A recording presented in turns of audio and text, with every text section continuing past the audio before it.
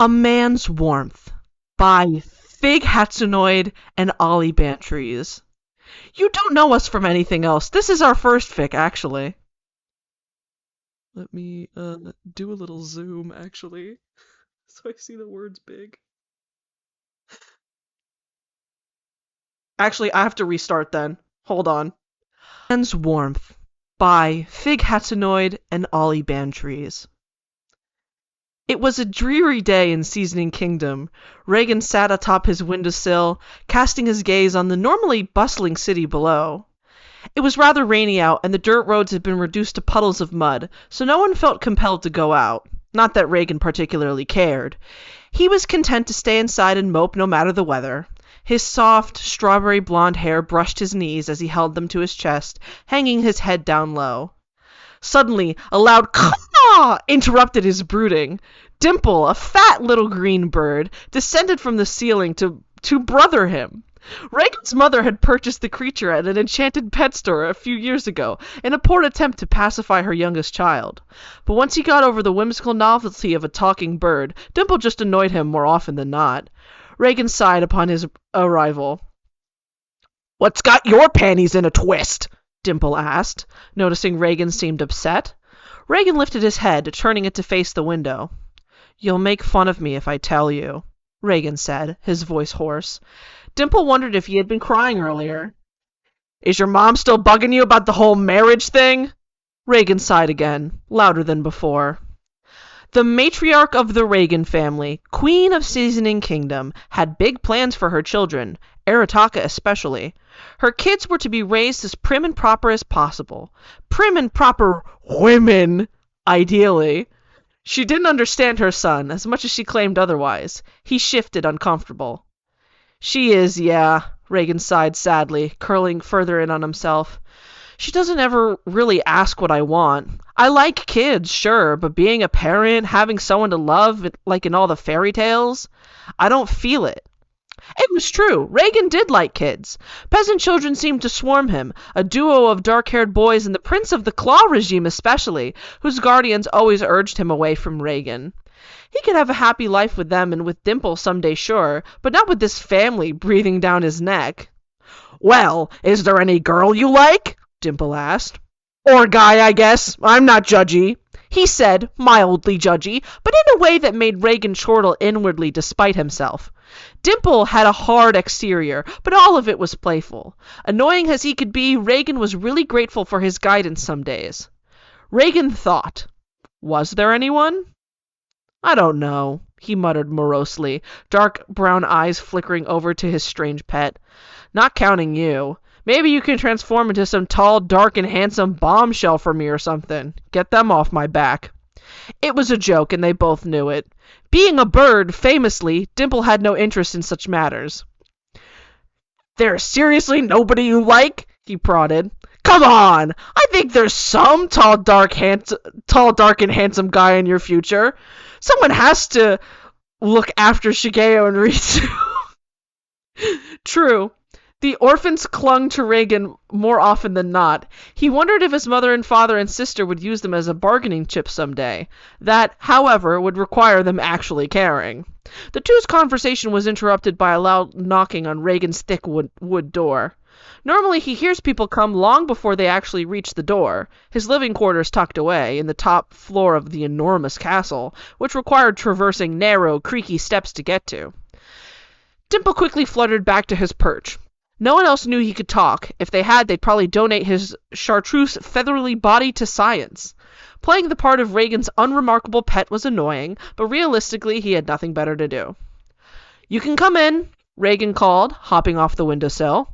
No one needed to see him moping around, especially not anyone in his family. Indeed, his sister opened the door, her blonde hair wrapped in an elegant bun, fitting for her prestige. She was a noblewoman. The proper Princess Arataka could never be. He shuddered, just thinking about it. She was fitted with a tight corset, accenting her extravagant olive green dress. His sister had never made life easy for Arataka, and she suspected her recent marriage to an unremarkable man of status mere months ago was the reason for his mother's sudden nagging on marital affairs. Reagan didn't understand. His mother already had a perfect daughter, a princess to eventually inherit the kingdom. Why did she need two? "What is it, sis?" he asked, preparing to be chastised. There was a ball happening in a few hours, one he hadn't prepared for in the slightest. The dress his mother bought him hanging untouched in his closet. She pursed her lips at him, her in her beautiful long blonde hair like shimmering golden hay, Reagan's darker, always in her shadow, the family disappointment. She tried being nice to him, and surely she was nicer than their mother, but they were never on the same page, especially not now. True to Reagan's prediction, she opened her mouth, offended, to ask about the ball, because he was a prince too, and they were supposed to rule over the Seasoning Kingdom together, weren't they? "Do you even have someone to take with you?" she asked.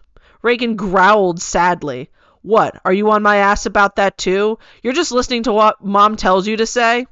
Her expression was hard, sour like the sourest of lemons. There was not an inch of sympathy in her expression.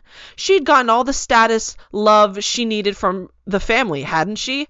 And now she was throwing her younger brother under the bus? "You have to wisen up one day, Arataka," she spat, words like toxic venom. "You can't keep running around with peasant children and smoking and drinking forever." Her eyes were hard, falling and sweeping over Reagan unrepentantly and angrily. "Do you think your fortune-telling business is one the least bit fitting for the future of Seasoning Kingdom?" Reagan bristled. "Don't give me that shit," he groaned. "If anything, you'll be queen. Our parents don't respect me. Do I only have our royal status when it's convenient for you to give me crap about it?" His sister glared hard. She didn't believe in his business and hardly believed in him, but someone had to be the one to nudge him to keep up appearances. Reagan figured that one day she'd help have him exiled from the family. He didn't care about what that meant for him, but the children. You can't laze around forever. Mother and father, she paused, thinking over her next words carefully. They expect better out of you. Everyone knows you're capable of great things, of being somebody.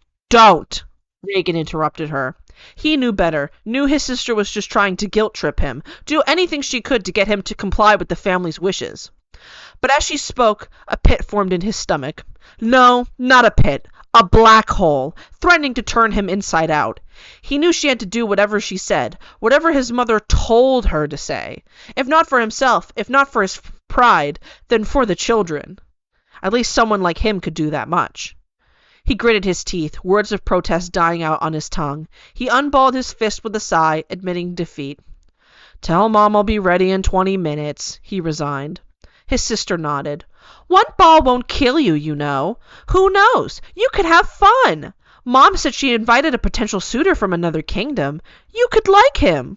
She softened her voice, trying to sound sincere, and maybe she was, but Arataka could only ever hear it as condescending. She closed the door and headed downstairs. You could like him. His mother set him up with a man, something that would have been completely improper if his mother actually saw him as a boy. Even his father and sister, as uptight and obnoxious as they could be, at least tried when it came to their son's gender identity. But his mother never got it. Or rather, she didn't want to get it. Reagan crumpled to the floor. Well, that was awkward, Dimple squawked. Don't I know it, Reagan muttered. God, what's her deal? We were okay when we were kids. Women are complicated, Dimple said, and his causality was enough to ease Reagan's nerves, if only a little. The dress still hung in the closet, one the Reagan matriarch had picked out, pressed, cleaned, hemmed just for him. What would he look like if not, at most, a slim, perhaps boyish at most, woman? He cringed. A potential suitor. Knowing Mom's taste, it was probably some obnoxious snob, whoever's richest enough to put next to the family failure to try and salvage their collective image. Someone who could run a kingdom. Someone who could, optimistically, breed, then raise, many heirs. Heirs who wouldn't disappoint as much as Reagan did. Or maybe, he thought, teasing the dress in his hands, trying to feel some vague modicum of hope, she'd pick one right. Maybe the guy was some nice baker or flower man. Maybe he would accept his new husband, transgender and all. Maybe he would even be a good guardian for Mob and the other kids. He thought about Mob, his little mage apprentice, some would say more of his son than any biological children could have been. Reagan was surely more present than his parents, who were dead. A barn fire or something like it, so he'd heard. The story made him sad to think about it. But it gave him courage nonetheless. Yeah. If not for his parents, his stuffy image, for the seasoning kingdom, he could do it for Mob, right? Looking at the mirror, dressed in corset, not feeling too tight for once, Arataka Reagan felt hope for once in what could have been 4 years. Hope he had not felt since he met the peasant boy coming in to hear his fortune, that faithful day in some year or other. Besides, he looked pretty freaking sexy, if he did say so himself. Maybe dresses weren't out of the cards for him after all, after he transitioned more. Maybe there would be some kind, big, strong man to hold him in them as he joyfully flipped off his stuffy family and went riding into the sunset. Okay, that was a fantasy and he knew it, but he had to think of something, anything, to keep his head high tonight. Maybe he wouldn't be a prince a queen would be proud of, but he could have a nice night out. For himself. For Dimple. Maybe the ball wouldn't be a disaster after all. Dimple, I don't think I can do this. Reagan teased the ends of his dress, smooth and silky. Had he been a proper princess, he's sure he would have loved it. Maybe he would have loved if he had picked it out himself. Maybe he did for a few moments in his room, but as he stood outside, hiding away in the ballroom's garden, reality crashed in on him. Come on! What happened to your big speech a few hours ago? Weren't you gonna make the most of it? Well, I was, but... Thinking is one thing, doing is another. Reagan paced, heels clacking against the garden stone path. Could he really do it? In front of all those people? He looked down at himself, corset struggling to push his admittedly small chest up. His small tits were one of the only things about his body he could tolerate. Even then, he'd rather they weren't there at all. Come on, don't be such a goddamn baby about it! Aren't you supposed to be the greatest fortune teller of the 13th century? Dimple asked, even in his condescending tone. Reagan could tell he was trying to help, in his own dimply way. He was right. This stupid, stuffy, fancy pants ball was so much bigger than him. He looked at the entrance and braced himself. Whatever comments people had, he was ready for them. That attitude made it easier to stomach. Why would the opinions of a bunch of cisgendered, rich, strange people matter to him anyway? Even, as he walked in, he spotted Shinra Banshimaru from the Rising Sun Spiritual Kingdom, appraising him with some friendly sympathy, or so he guessed. The bigger man raised a glass at him in greeting. At his shoulder there was an old gentleman, one Reagan respected significantly less, from the Rising Sun Spiritual Kingdom. King Jodo Kirin, a man so ancient that his birth certificate may have been engraved on a slab of very old stone. An associate of his family's, and one who tried to monopolize the fortune-telling business of Seasoning Kingdom. Never mind the fact it wasn't his turf in the least. The Reagan family's black sheep! Jodo's voice boomed. Big, wide eyes sneered at Reagan, and the man forced a smile. Your Highness, he greeted with a passive-aggressive curtsy. Lovely weather we're having. Why are you alone? Jodo asked. Here we go again, this spiel, Reagan thought, mad. My mother has a suitor waiting for me, he deadpanned. It sounded frankly pathetic, but he hoped the bite in his voice convinced Jodo to lay off and go back to mingling with the people who actually cared about the stuffy rich royal bullshit he did. I know, Jodo sneered. He's my associate's grandson. Reagan stopped. He began to ask, mulling over some troublesome family politics. Is that so? He asked. Dozen Rashudo, Jodo spoke, the greatest fortune-teller under the sun. As if on cue, the doors flew open, and in came the man that would doom Reagan's future.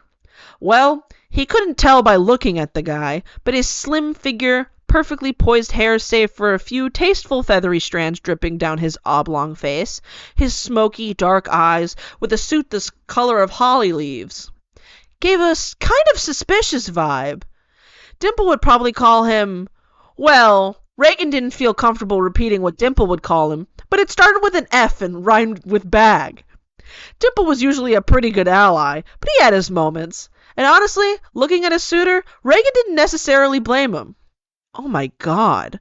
Reagan knew he risked being scolded for using the Lord's name in vain at a public event, but he couldn't help it. He felt his stomach churning. He tried to convince himself it was out of excitement, maybe even arousal at the man's appearance, but even a liar like himself couldn't kid himself. Ah! There you are! Took you long enough. You must be redacted. The man, Rosciutto, had reached him. Arataka couldn't help but wince at his dead name, and winced even harder when Rosciutto took his hand in his and kissed it. Ah, yes, that's me. Reagan did his best to smile, to look pretty for all the guests watching. But my friends call me Arataka, he added, willing to risk getting in trouble if it meant he didn't have to hear that stupid girl name anymore. Reagan Arataka? Rosciutto parroted, clearly puzzled, his eyes screwed up into an expression that was all too familiar to Reagan. Well, Arataka, he spoke, that snide sneer giving way to a snake-like smile, one of a true nobleman. I suspect we will be more than friends by the end of tonight. Dimple, help me. Reagan nodded nonetheless, giving a hearty little laugh at the guy's expense. He kind of sucked to look at. Already he seemed to struggle to tolerate, but he was the kind of guy far too up his own ass to realize he was being made fun of, Reagan reckoned. Oh, we'll see, Reagan said, trying to put on a flirtatious lilt. He didn't feel it. Not at all. He didn't know what his mother had been smoking in that pipe of hers to set something like this up. But then again, spotting Rosciutto's colorful cufflinks, his perfectly coiffed hair, a man who just smelled of money, he could get the idea. Shall we dance, then? Rosciutto asked, baring his teeth that felt sharp and evil like a viper's. I'm excellent at it, you know. Other women I've wed have called me the greatest dancer under the sun. And the greatest fortune-teller? This guy was full of it. But, well, too, Reagan knew a liar when he saw one. Couldn't blame the guy. If he was more confident, he'd probably talk like that, too. Rosciutto's hand was in his, not big or comforting, but slim and cold, and Reagan shivered to think if his mother had her way, then he would hold those hands for the rest of his life. He swooped him up, and then they were dancing. The guests were awed. Reagan wasn't sure if it was because of him or Rosciutto, even when he was sure the man stepped on his toes for swearing once as they stumbled. Evidently, he was a control freak, and as they danced beneath the candlelight, he swore Rosciutto's eyes were devilish, black, the demonic, dark, and bloody eyes of a narcissist. But, well, rich people weren't angels, especially not those in the palm of royalty, especially not spawn of King Jodo. Reagan would tolerate him, so long as he watched himself, so long as he was nice to the kids. It wouldn't be forever. It'd only be as long as his mother was watching, as long as she was breathing down his neck. Eventually, Rosciutto's hand slithered down around Reagan's waist. His fingers were long and slender, but not graceful. They could never be the elegant hands of a skilled pianist. Rather, it felt like a spider had wrapped his legs around him, trapping him in his web. Has anyone ever told you how adorable you are, Arataka? Rosciutto asked, dipping Reagan a little too close to the ballroom floor. His smirk made Reagan gulp. Especially when you're nervous. Reagan's face flushed. He stammered for a response, which only made Rosciutto's smarmy smile grow wider. He really didn't like this. I've heard the rumors about you, you know, about how you're something of a tomboy. He paused. Maybe even a bit more than that. I'm not entirely sure. It doesn't matter too much to me. He brought Reagan back up, electing to spin the two of them around the ballroom, their hands locked tightly together. But I bet you aren't used to this kind of attention. But don't worry, darling. I have enough experience for the both of us. Just leave everything to Daddy Dozen. Reagan felt like he was going to vomit. Was this really going to be his night? No. His future? Could he imagine sharing dinner with this man? Going on walks down the beach? Kissing him at the altar? God forbid, bearing his children? He couldn't tell if Dozen was asking those questions too, if he really thought Reagan was his type, or if it was simply a case of inflating his own ego, like a horny dog off his leash that would hump anything that moved. He wasn't entirely sure. Truth be told, he didn't think he wanted to know the answer. Yeah, sure, Reagan deadpanned, putting on a strong, independent face. If Mob were present, he'd be able to turn this guy's head into... No, he couldn't make a child fight his battles. It wasn't Mob's place to know about his she-show's private affairs. To him, Reagan was strong. To him, Reagan was the greatest fortune-teller of the 13th century. To him, God spoke in the man's ears, granting him his powers as he gently took the boy's hand in his to guide him. To him, Reagan was a man out of the Holy Bible. Of course, Mob didn't know he was full of shit, that all Reagan wanted was a little bit of control under his parents' thumb, to be something to anyone, even if it were a sad orphan who didn't know any better. Rosciutto stepped on his foot again. Ow. You should know better than to back-talk me, he growled. Princess Reagan. If he objected, this man was going to feed him to the dogs. Reagan swallowed. Fine, then. He was in control, even if he didn't seem it. Seasoning Kingdom was under the rule of the Reagans, not the Rosciuttos. This would be a stunt for publicity, and then it would be over. The man smelled of smoke, just like Reagan. But unlike Reagan, it wasn't a sad, profound smoke, but a self-righteous one. A man smoking not out of loss or sadness, but because it looked cool, because it sent the women toddling after a suave, dark prince who would rob them of all they were worth when he was done. He didn't envy any of those women. In Rosciutto's eyes, he was one of them! Dozin, Reagan began as they twirled and spun. What do you do for a living? Well, you already know I'm the solar system's greatest fortune-teller, but I'm also something of a salesman. I give people down on their luck rare items and other curiosities. It helps cure their ailments. Rosciutto smiled as he spoke, sure he was making a good impression. Well, aren't you just lovely? Reagan gritted his teeth. So this guy really was a con man through and through. Is this what Reagan sounded like to other people? He liked to think his business endeavors were more ethical than whatever fake miracle crystals Rosciutto was selling the poor chumps living in his kingdom, but maybe they were the same. Two sad, unimportant liars, only remarkable because of their royal blood. Dimple had flown off to the elixir table sometime earlier. The second-hand embarrassment of watching his friend being paraded around like some kind of hot bimbo broad made his skin crawl. He was sure Reagan wouldn't want him to see all that, so he just helped himself to some snacks, finding himself particularly fond of the Ball's chocolate fountain. What a chump that Rosciutto was. Reagan sure as hell wouldn't have wanted him parading around his house, smothering his business, his livelihood. But living a life of royalty wasn't easy. Much harder than being a magical talking bird, anyway. The most Dimple could do was hover over his shoulder, keep things in check, maybe peck the creep's eyes out when the time came for it. The sun set, and the world was bathed in orange as it was time for dinner. The mother of Reagan's clinked at her glass to make a whole shebang out of her daughter's achievements, and the man's older sister smiled in approval. Her and her husband looked far happier than Reagan and Rosciutto, Dimple observed, the man seeming a boring, meek, rich guy type. You were pampered and forever well off, but it was a safe life, one you wouldn't be remembered for long. The sister of Reagan didn't tell it to her brother, but Dimple knew from observation her and her husband were in a dry spell that showed no signs of easing. They were happy, but only on paper, only in front of the guests, family members. Looking at Reagan, he didn't want his old friend to meet the same fate, squirming uncomfortably under Rosciutto's touch, as the man wowed the table with tall tales. The Reagan family liked him well enough, all minus the one whose opinion really mattered. Will you be wed this spring, then? Mother Reagan asked, an excitable glint in her eye at the prospect of a grand wedding, grandchildren. It falls to plan, Rosciutto spoke. A wedding, Reagan thought. Then, an honest-to-God wedding. Would Ma be happy to see him like this, betrothed to a man even that dense, innocent, peasant boy who could tell from a million miles away was but a cruel scoundrel? Reagan felt queasy at the thought. At this rate, he'd rather be sold off to the strange man leading the claw regime. At least that would be funny. But as it was, Reagan couldn't even laugh at Rosciutto's obnoxiousness. Redacted! Dear, is something troubling you? You've hardly touched your slab of ham. Normally, Reagan loved devouring ham. Even his mother, as cold and emotionally distant as she was, knew that.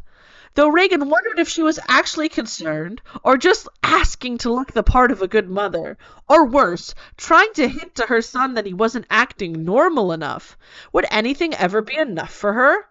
Reagan took a tentative sip of his elixir, a bubbly wine red. Oh, don't mind me. I'm just not hungry right now. Is my peach Bellini feeling a bit under the weather? Prosciutto asked, cupping Reagan's cheek in what he assumed was supposed to be a comforting gesture. Oh, no, it's nothing serious. Just Reagan looked around the room for an excuse to present itself, to no avail. Just a small stomach bug. Nothing serious. You know me and my fragile constitution. Reagan decided on an attempt to appear ladylike in front of his mother, though he didn't know why he bothered. It wasn't like anything he did would make her actually happy. You've got the newlywed jitters, his mother hummed, seeming to find some delight in her child's discomfort. I was the same when your father and I were to be betrothed. His parents were quite proud of him. Newlywed already? Reagan thought, anxiously drumming his fingers, nervous. God, this'll be a nightmare.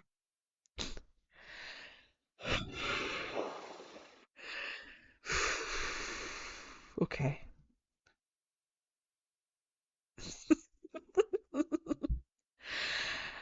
Aerotocker.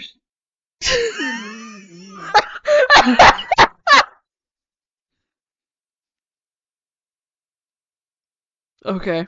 All right. I'm good. I'm good. I'm so back. We're so back. Arataka Rashudo, as he was soon to be called. He didn't think he would ever miss his family name, but spring came far, far too fast. How his parents considered this an honor, he had no idea. Just another piece of cisgendered and heterosexual society he failed to understand.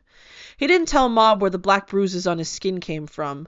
Dozen got awfully upset when his wife wasn't baking him his favorite steak bowl in the evening. Never mind the fact the man himself never did anything around the house. His soul was being sapped out, fragile, and he swore those around him could see it. Sometimes he prayed, to those same gods he lied about to win Mob's favor, when Rashudo locked him outside in the night for some misogynist reason. He prayed, but none ever answered, because the wedding day was soon. Today, though, he was lucky enough to be alone, out on the town. People recognized the Reagan family prince and their large horse. Some were kind to him, some even seeming sympathetic. Behind the counter of the bakery, as he bought a large loaf of bread to feed his husband with, there was a man Reagan hadn't seen in town before.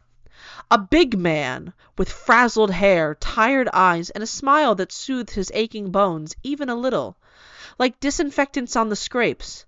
God, he could still feel the strain of Rashudo kicking him against the wall, beneath his ribcage still, laughing like some kind of horrible imp whose only lot in his life was to abuse his betrothed. This man, the kind of large, open comfort Reagan begged for, wasn't that, just by looking at him. Worn eyes, a sad mouth but a happy smile.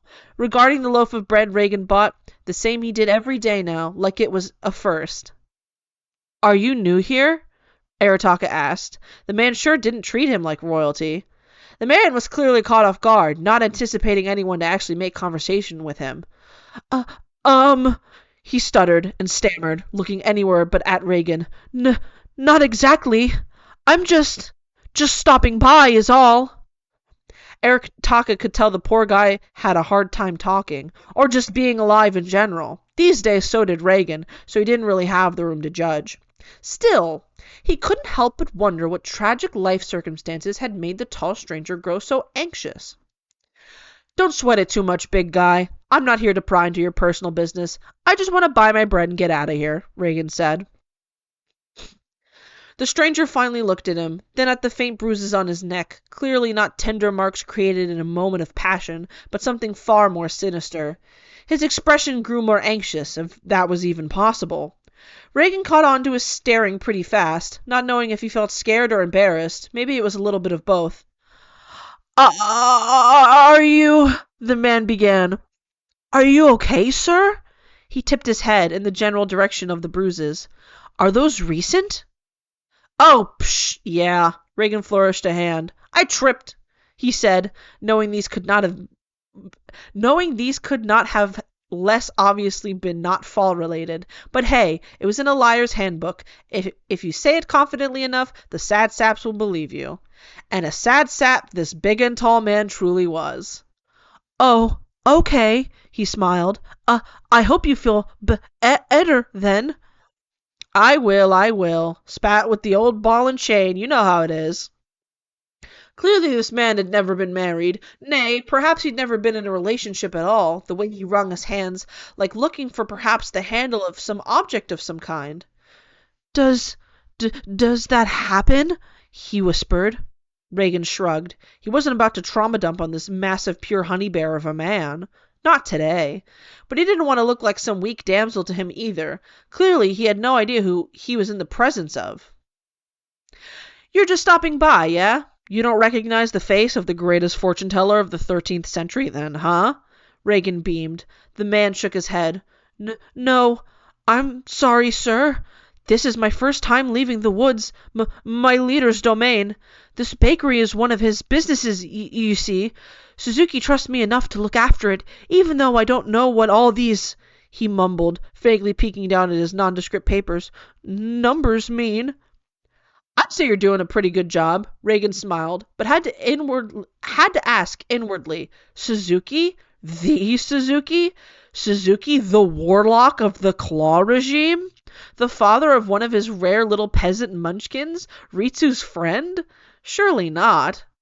Well, looking at this man, sweating up a storm, buzzing anxiously, hair messy, skin sweaty, eyes dark, then feeling the young bruises on his own skin. They both had tragic pasts to hide from the other then. For today, they would be stiff acquaintances exchanging bread and currency. Reagan walked out the bakery door, having given the mysterious man behind the counter a rushed goodbye, which he had returned with a stuttery, fluttered reply of his own. Flushed reply of his own. Reagan might have found it adorable had he had the energy to think of such things, but as it stood he was getting rather sick of romance, or anything vaguely related. "Well, wasn't he a big hunk of handsome?" Dimple asked rhetorically, fluttering next to Reagan like he had always been there. "Gah!" Reagan jumped, yelping louder than he cared to admit. "Where did you come from?" "Relax, will ya? I'm just checking in."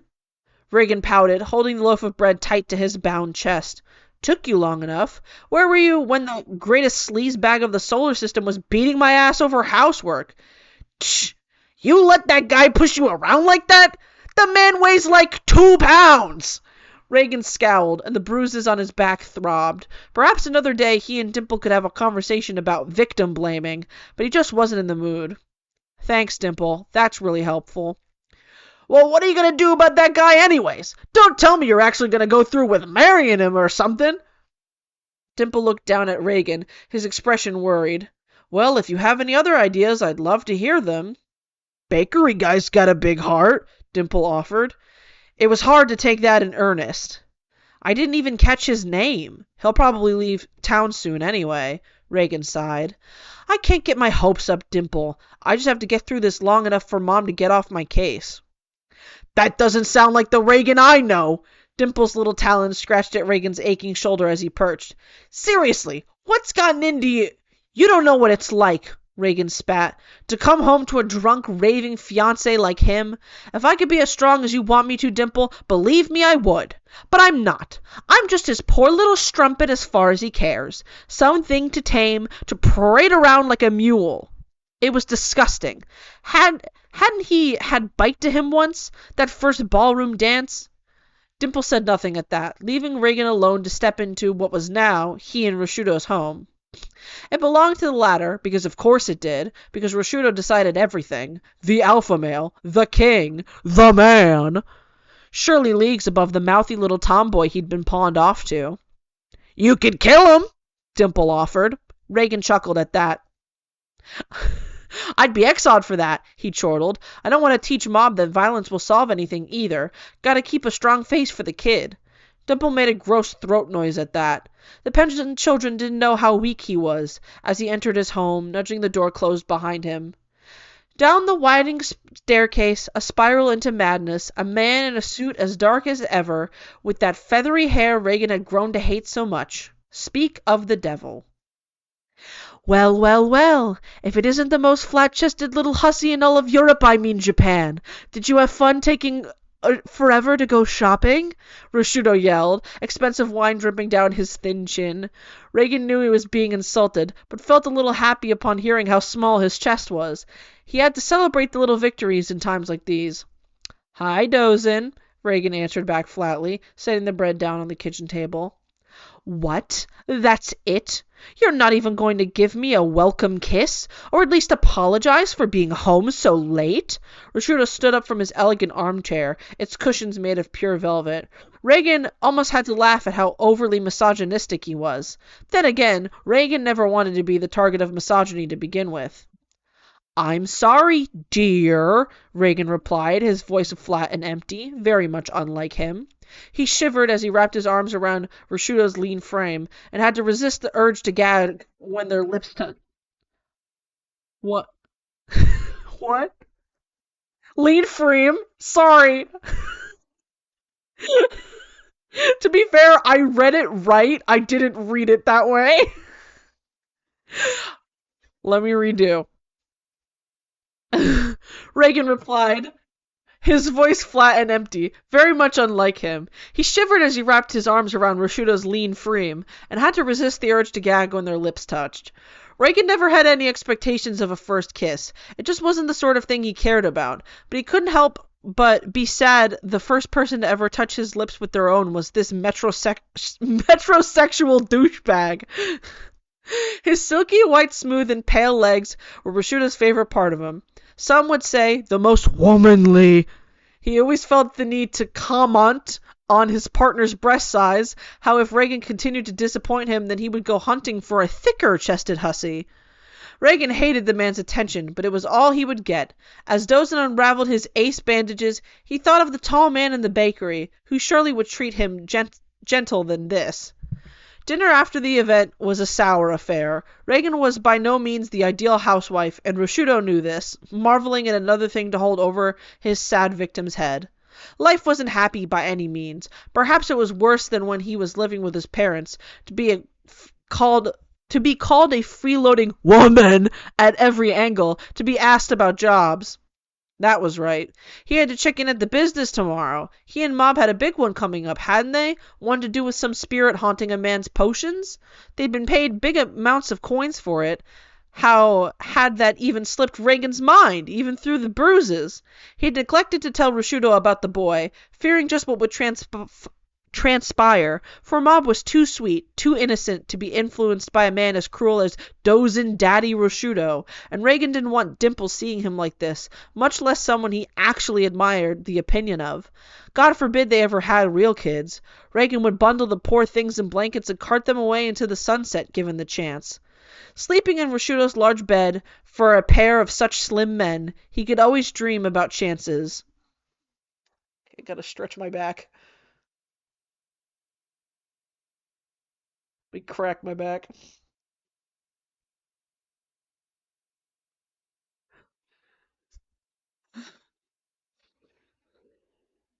All right, let me adjust. Let me adjust my legs.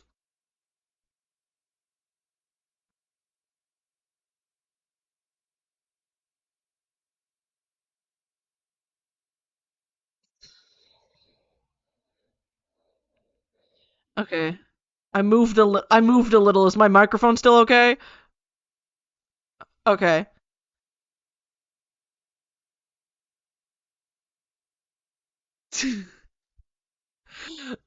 All right, let me switch hands because this hand is too sweaty. It really is. That psych was in this way.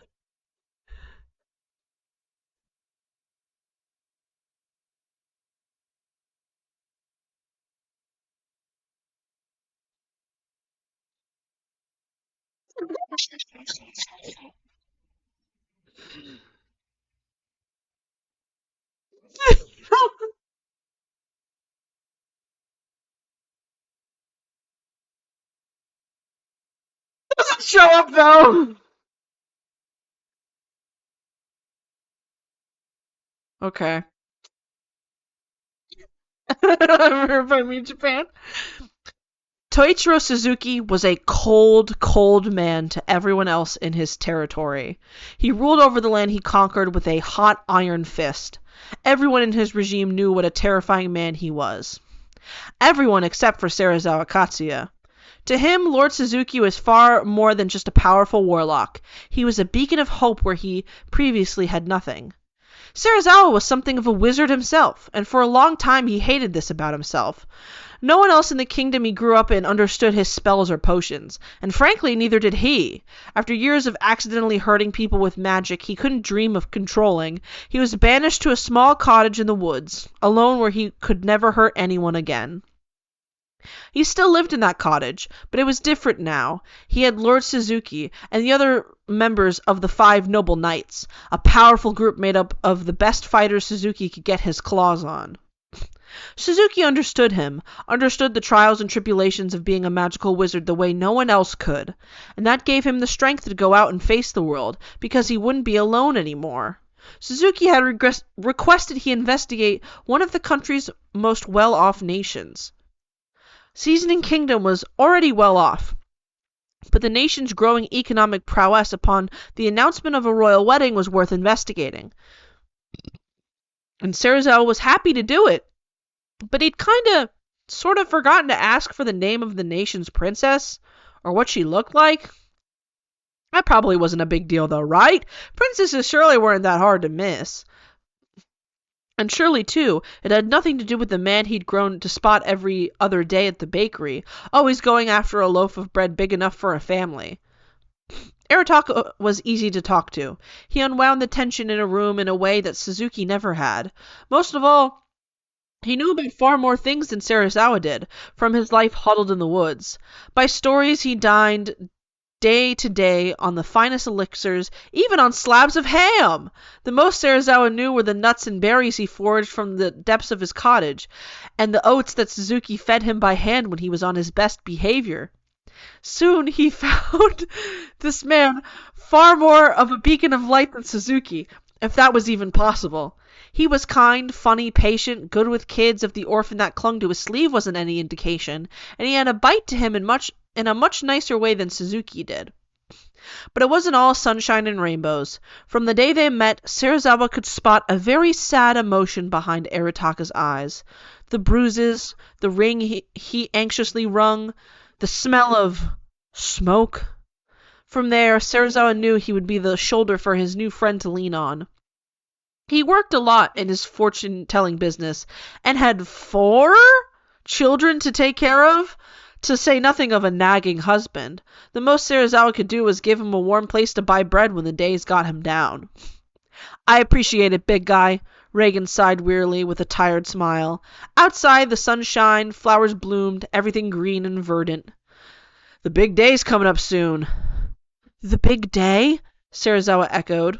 My wedding, Reagan clarified. What a coincidence. You know how Dozen can be. My sister says he'll mellow out when we settle in, but I kind of doubt that. He shook his head sadly with a faint look. It broke Serizawa's heart. Weddings were supposed to be nice. Serizawa had never really thought about marriage. There had just never been a reason to. After all, who would ever love someone like Katsuya? Even if he wasn't a magical dweller of the forest, he wasn't attractive in the slightest. No one could ever love so-and-so fat and hairy and scarred. It was something he had come to terms with long ago, but sometimes he looked at Arataka and thought about it. He thought about his golden blonde hair and honey brown eyes, thought about his waist, small and pleasantly snatched.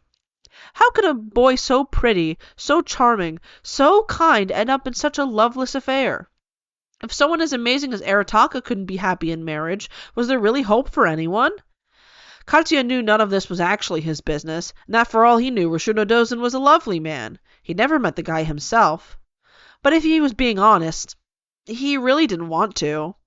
And besides, wasn't he in Seasoning Kingdom on a mission?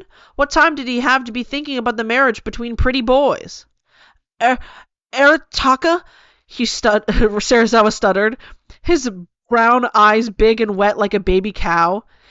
If you don't mind my asking, if you don't like Dozen, why do you stay? The exhaustion in Reagan's eyes made him regret his question immediately. It was arranged. My parents are, he chortled a little. Pretty influential, you could say. It's for our image. They don't want their youngest to be 28 and still living with them, single. 13th century Japan societal standards. Am I right? Was that right? Serizawa didn't think that was right, but also didn't know enough about the matter to dispute it. I'm very sorry then, sir, Serizawa murmured sadly, looking down. But I hope, if it's not too presumptuous, Regan-san, that you can at least be open here. His sad frown turned into a sad smile with slight traces of hope. Thankfully, that hope was reflected in Regan's eyes. Their hands inched closer. One broader and one tinier, bruised, sad, but also happy. The bakery was a nice place. It was warm and contained many treats, many of which Regan could come and enjoy despite his situation. What Serizawa wouldn't know is that one treat here was one he enjoyed above all. Dimple told him that line. He excised the joke. Dimple told him that line. He excised the cum joke from it. Too crass for someone as innocent as Serizawa. Of course, big guy. Serizawa started. He couldn't entirely place why that made him feel weird. Surely now they were too close for nicknames like that then. You can call me Katsuya, Regan-san. Regan smirked at the irony of him being so formal. All right, he breathed. You can call me Arataka then, he winked. All my friends do. Serizawa hadn't actually heard any of Arataka's friends doing that, but he didn't know that many of them. It only made him blush more, like a fair young maiden. He was a close friend, then, to someone as handsome as the greatest psychic of the 13th century. His face was so red Arataka, rather, could almost certainly see it, which only made Serizawa blush even harder. Why was he blushing? Arataka was about to get married, for God's sake. Was he really that shameless? Regan did notice the pink dusting across the other man's strong face, though he assumed it was just out of nervousness. He couldn't think of a time Katsuya had spoken without stuttering or tripping over his words. It was adorable. Regan hoped Serizawa found a partner good enough for him one day. He knew Katsuya would treat someone he loved with the utmost care, unlike... Really, he didn't want to brood on the subject. Rashudo couldn't hurt him at the bakery, not with Katsuya around. Regan just felt so safe in the other man's company. It was nice being around someone not yet tainted by heteronormative society. Someone who saw Arataka as Arataka, and not a princess, a girl of status but no power. Hey, Katsuya? Regan asked, his tone more nervous than usual. Do you think you could show me your cottage sometime? It sounds lovely. I haven't been to the woods in forever. It was true. Arataka hadn't ventured into the forest since he was a little kid on a family picnic. As royalty, he was banned from stepping foot into the woods alone. Far too dangerous for a young lady like himself. Ugh. Serizawa blinked, then began to fumble. Really, sir? I don't know. You might not find it that interesting, he said sweatily. I don't have a lot of life experience. This is my first job, and until I met Lord Suzuki, I didn't leave my cottage at all. Regan quirched an eyebrow. That doesn't matter to me. I want to see it because we're friends now, the 28-year-old man said to the older 31-year-old gentleman. A sparkle was in his normally morose eyes. Best friends, even. I should call you in to look after the kids sometime. I think you'd have a lot in common with Mob. Yes, the small peasant boy was an incredibly powerful sorcerer, wasn't he? A wizard with training Serizawa sorely lacked in his youth, for he had Lord Suzuki, but Lord Suzuki didn't make his organs flutter and tingle the way Arataka did. Arataka was kind to him, more patient, kinder, with Mob and Serizawa both. I'd like that, Serizawa said. There was the smell of warm bread permeating the air, as it always did, warm and comforting. Despite Serizawa's constant nerves about keeping up appearances at a job, one the other 5 noble knights would have turned their chins up at, he too found comfort here. All because of Arataka. Wow. The man was married. Or, well, to be married.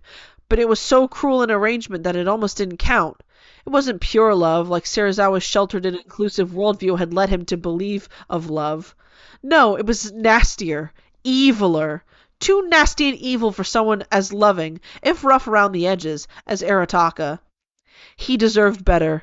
They both knew it. Serizawa wasn't a selfish wizard, but for once there was something he wanted, all for himself. I'll protect you, Arataka, he said, the words coming awkwardly out of his mouth. He blushed at the other's bafflement. Sorry, it just came to me. I just see you bruised like that, and I feel horrible that I can only... He trailed off, unsure of what to say. Hey, Arataka interjected softly. Don't worry about it. That doesn't matter right now. Serizawa could only nod solemnly. He absentmindedly slipped his hand atop Reigen's, admiring its softness. Whatever high-class family Arataka had come from certainly knew how to moisturize, or maybe his hands were just naturally that soft and dainty. Katsuya blushed harder. Reigen tensed upon being touched, recalling the way Dozen would harshly grab him, throwing him around like a misbehaved puppy. After all, that's all Arataka was to Roshudo Dozen, a stupid, whiny bitch. But Katsuya was different. His hands dwarfed Reigen's in size, but they were so gentle, like the soft paws of a kindly bear. And now Reigen, too, couldn't help but blush. He knew his mother would be furious to see him so close to a boy that wasn't his fiancé, but that only made it more alluring. But Reigen knew he shouldn't be thinking of his new friend that way. Katsuya didn't like him that way. And even if he did, Reigen was a man far too broken and rough around the edges for an innocent man like Katsuya to get involved with. God, maybe Dozen was right. Maybe Reigen was a little slut. The two cuddled for a while, Reigen eventually making his way to Katsuya's huge lap, threatening to fall asleep in it. He was just so warm and comfy and warm. Reigen couldn't help but feel comfortable. Comfortable in a way he had never had with Roshudo, for sure. They lay together, but it was as husband and wife to be. It was for the other's gratification and ego, because it was what normal, cisgendered, heterosexual nobles did. They made love into the night, as couples did. Here, it was different. Serizawa was perhaps too soft to even consider such a thing. Not now, anyway. First and foremost, he cared about Reigen's comfort, and if the cards ever fell that way, Reigen was sure it would be sweet and gentle, and Serizawa would do all those things he read in books about aftercare and being sure to pee after the act. Roshudo never peed after the act. He didn't care for Reigen's comfort, and neither of their healths. They were just animals. With Katsuya, Reigen didn't feel that way, and he hoped the other man felt the same. That maybe one day they could even run away together, if he didn't taint Serizawa with his whorish ways anyway. If Serizawa could even love someone so broken, someone who lied and smoked, and drank, and employed a child, and hated his family, and lied. Maybe he was just that innocent and naive. Reigen wasn't happy with himself, tricking a man as pure as Katsuya into loving him. But, as he thought, as the broad man made him dinner at his cottage despite Reigen's incessant bugging to help, maybe he could accept a kinder love. It was a nice and warm and homey place. It was domestic. It was a cottage, after all, inhabited by a man as warm and loving and soft and big as Katsuya Serizawa. How couldn't you feel at home? I wish I could stay here forever, Reigen thought, but Dozen will break out the rolling pin if I'm late home for the third day in a row.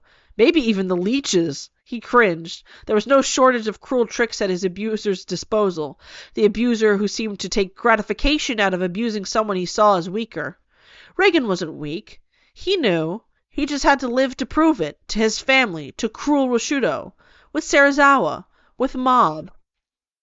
Reigen yawned, stretching his sore back. Maybe his constant chest binding wasn't good for his health, but it made him feel more comfortable. More like himself and less like the princess his mother and Dozen wanted him to be. Oh man, Suya, dinner was really great, he lied. It wasn't bad, but Arataka could tell Katsuya didn't have much experience cooking for others, and that the pressure of an extra person made him mess up more, too nervous to think properly. But Reigen didn't care. It was better than having to cook dinner himself. He'd rather eat Katsuya's mediocre stew and potatoes every day for the rest of his life than have to make bread for Roshudo ever again. But I should head out soon.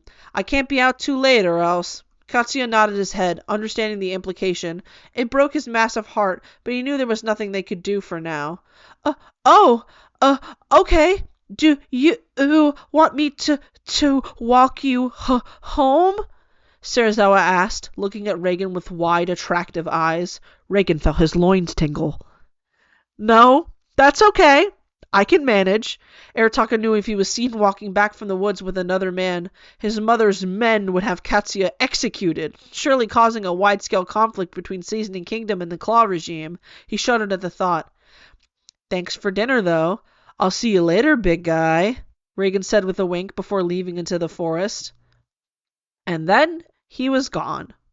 Serizawa was left with his own thoughts. Truly no one had ever been as kind to him as Reagan, who was one of the first people he had ever spoken to outside of his cottage. As he cleaned up, he thought about this, and he thought about his own situation. There was an uncomfortable tension threading beneath every conversation they had, and it was that Reagan was perhaps as concerned for Serizawa as Serizawa was for him. And Serizawa knew this. His living situation wasn't exactly normal, but only with Reagan did he realize how not normal it was. More and more, he questioned Suzuki's piercing blue eyes. That silver gaze was never kind. It smiled, but it was a cruel smile. The man, too, was a massive bully, even to his own son, something Serizawa had tried to intervene on, but found himself far too nervous to snap at Lord Suzuki in any meaningful way. All he could do was try and help Sho, who he'd often played with in the mines when the other was very small. That didn't happen anymore. Contrary to Reagan, who had 5 or so bustling young youths after him, admiring all he said, Serizawa didn't find himself good with kids. If this relationship was to continue, could he really keep serving the Claw regime like everything was okay? Like there wasn't blood on his hands? Like Lord Suzuki wasn't an honest-to-God warlock? Serizawa was nice and soft, but also dark, tormented. A side of him he was sure he never wanted Arataka to see. He committed crimes. He was obedient at Lord Suzuki's foot because he was too sheltered to know better, but it was blood all the same. Blood of innocence, blood of Sho. Reagan wasn't the only one with a tie to sever. Lord Suzuki was a sticking point as much as Dozen was.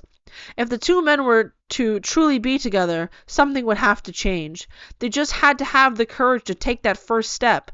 Serizawa had never been particularly courageous, but for Arataka Reagan, strongest fortune-teller of the 13th century, the love of his 31-year-old long yet sheltered life, maybe he could be.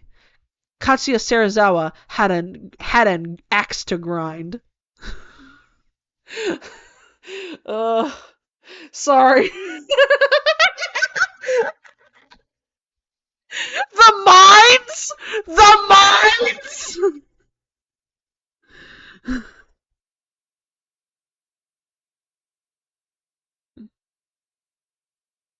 What?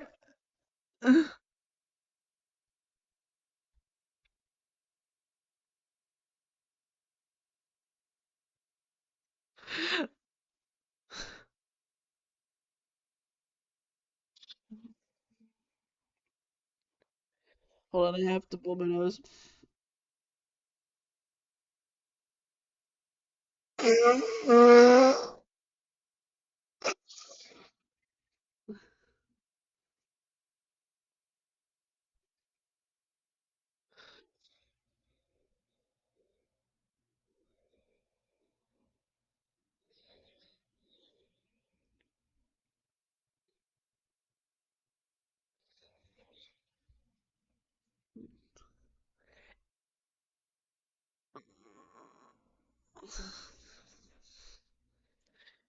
It was. It is sometimes. It is. Yeah. It is sometimes so hard to read because you guys like you hover over words like as I'm reaching them and I'm like, oh god.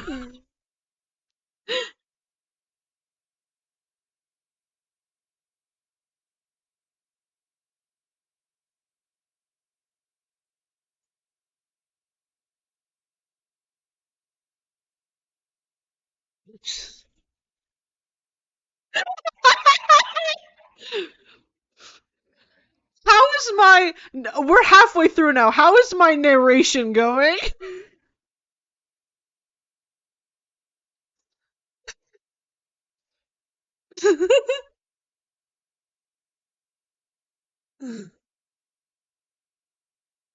All right. All right. All right. Hey, Sari-chan! Serizawa was greeted by the loud greeting of a clearly inebriated man as he stepped into the Claw meeting dining hall. It was Shimazaki Ryo, one of the 5 noble knights. Arguably, he was the only knight stronger than Serizawa himself, though you'd never guess it from the way he obnoxiously slurred his words. Oh, hello, Shimazaki-kun, Serizawa greeted, always slightly intimidated by the man's presence. Was he really getting drunk at a league meeting? Minageshi, the youngest of the knights, peered up from their alchemy textbook, clearly annoyed. Serizawa hadn't voiced his concerns out loud, but Minageshi addressed them anyways, seeming able to read his mind with their nerdish intellect. Oh, I wish he was just getting drunk. What did that mean? Then it hit Katsuya all at once. He noticed the crushed-up crystals lining the elegant dining table. They shimmered and shined, clearly having come from a high-end enchanted items dealer. Katsuya barely had any time to process what he was seeing before the substance disappeared into Shimazaki's nostrils. There's no fucking way. Hattori, another noble knight, bursted out a nasally laugh. "Aw man, Serizawa! You should see your face! You look like a total scrub!" Katsuya never understood Hattori's 13th century gamer lingo, and he wasn't sure he wanted to. Drugs, Serizawa knew, were forbidden. Something only crazy and wild people did. It was something of a mark of adulthood and maturity, and Shimazaki was very crazy and wild, from what Serizawa knew of him, so him snorting crystals, come to think of it, made total sense and was very in character. No one wore pants that tight without being a little off the chain. The last of the knights was Shibata, who was the other big man of the group. But people seemed to only draw attention to Serizawa, perhaps because his bigness was endearing? No, surely they were just making fun of him. "What's up?" Shimazaki asked, on drugs. Is Lord Suzuki here?" Serizawa stuttered. "I want to ask him about something." "Is it your boy toy?" Minageshi asked immediately, wagging their non-existent non-binary eyebrows. Usually they were quite stiff, but being the youngest, 19, they had a bit of childish quality to them sometimes. Serizawa found it endearing, but first and foremost, my, he stammered, red. It's not like that. Taka is a very nice man, but I couldn't hope to leave Claw behind for anything." Smarmishly, Hattori grinned. "Not even for the princes of Seasoning Kingdom? Seriously, bro," he accented, because he was a gamer. "You're taking that assignment way more seriously than we thought you did. Huh? Wait, huh? The princess? Why would I marry the princess?" He cocked his head curiously like a puppy. "Serizawa," Minageshi began, sternly, eyes hard. "Do you know what a transgender person is?" they asked. Of course, being non-binary and young, they knew of LGBT matters. Serizawa, however, was cisgender, and 31, which was old. He didn't even know a man could awake some sensations in another man until recently. When Shimazaki explained the birds and bees to him by taking him to see a play most foul, the man himself was still on drugs and would likely not be much use to the conversation. He began. He hadn't heard that word in any of the tomes in his cottage. Suzuki had never said it either. He assumed Minageshi's gender was one exclusive to them. No, he mumbled meekly. Is that bad? Before Minageshi could answer, Serizawa's question, a voice came from the darkness, and a figure emerged. "A transgender person, often shortened to trans, is someone whose gender identity differs from that typically associated with the sex they were assigned at birth. Some transgender people who desire medical assistance to transition from one sex to another identify as transsexual. Transgender, often shortened as trans, is also an umbrella term, in addition to including people whose gender identity is the opposite of their assigned sex, trans men and trans women. It may also include people who are non-binary or genderqueer." It was Lord Suzuki himself, donning a long, elegant royal robe that made him look very scary and a little badass. The 5 novel knights quickly bowed to show their respect. Okay, quick sidebar. I thought that was an ominous voice from the mist. I did not look down and see that was Lord Suzuki.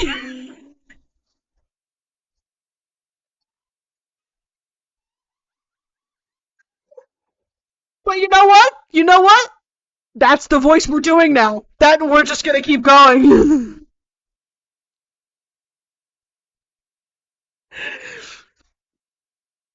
Sarasawa had to think about it for a moment. Was Arataka transgender?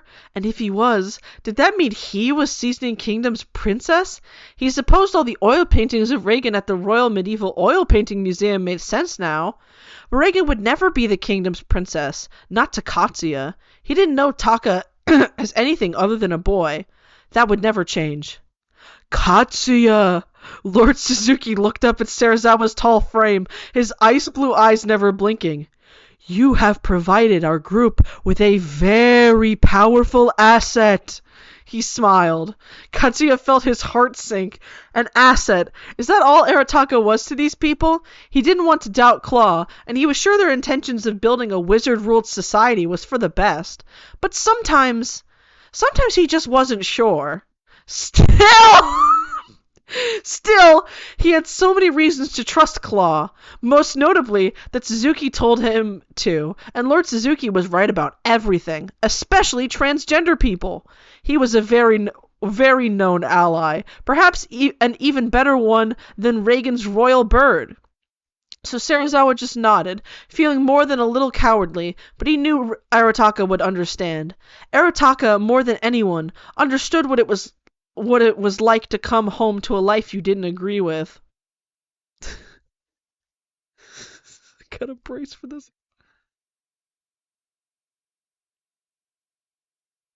Slut! Pseudo screamed.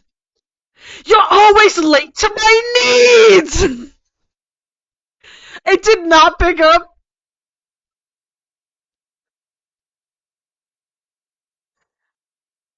Okay. He screamed at his wife. Reagan could tell he was angry. Do you even care about this arranged marriage? He howled. Do you even care about your image? What your family will think when you come home late with weird, dripping brown bags and you hardly spare your beloved husband even a kiss on the cheek in public? Do you think you're the only one with a family to impress? Do you know what King Jodo will do to me if I fuck this up? His scream became a sob. Rarely, if ever, did Roshudo register to Reagan as a human. Rarely, if ever, did Roshudo register to Reagan as a human like him. He was just too rich and mean. But now he was crying at Reagan's feet, mascara dripping, everything dripping, like a kicked dog. But Reagan couldn't feel guilty, not with his own aching bruises, the burns on his skin of those fancy old pipes, strikes from a rolling pin, a whip, a glass chalice when the drunkard was feeling drunk. Someone else's mental illness, trauma even, was not his responsibility. Unless it was Sarazawa's, but that was different because Sarazawa was a kind, sad man who needed the guidance of a man more weary, trained to the world. Roshudo, however, was mean. We're over, Reagan said, angry. We're over, Roshudo snarled, producing a dagger from his suit jacket. When I say we're over, slattern, he sneered. You will be at my altar, or you won't live to see our wedding day, he threatened. Reagan knew it was serious. Roshudo didn't fuck around with these matters. He called himself Daddy Dozen for a reason. Reagan tried not to tremble at the sight of him, his scary, pale, twig-like husband, with dark, narcissus-coated eyes, who would throw him to the hyenas if he stepped out of line.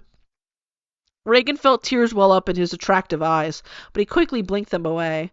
No one had ever seen him cry since he was a child, being far too emotionally repressed and dishonest, and he wasn't about to let Rosciutto break his streak. He simply took a breath and walked to the guest bedroom without saying anything, locking the door behind him. Rosciutto could scream and cry and wail and scream and yell and angrily shout all he wanted. Reagan wasn't going to open the door. He needed time alone to think. "Reagan!" a familiar squawk called out. It was Dimple, who'd flown in through the open window. "This is getting really bad!" "I know," Reagan huffed, holding a throw pillow tight to his sore chest like a scared child. Reagan hadn't been this scared since before his dad took anger management classes. He spent many summer afternoons hiding with his sister in the family's royal woodshed, afraid of what the king might do to them. In a weird way, Reagan missed it. It was the only time he'd been close with his sister. They shared many family bonding moments in that shed. Not that any of them meant anything now. "You can't marry that guy, Reagan! Even if your mother's a crazy bitch, I'm sure she wouldn't want her kid getting beat. This has to be too much even for her." Reagan sighed a long sigh. "You'd think so, wouldn't you? But this is normal for straight people. For women." Reagan shuddered, rubbing one of the deep purple bruises on his arm. "I'm sure she'd be thrilled to know her daughter is getting some sense knocked into her." "Jesus Christ, you emo fuck!" Dimple looked at his kind of sort of maybe sometimes friend in annoyance. Reagan turned away from the fat little bird, not wanting to hear it.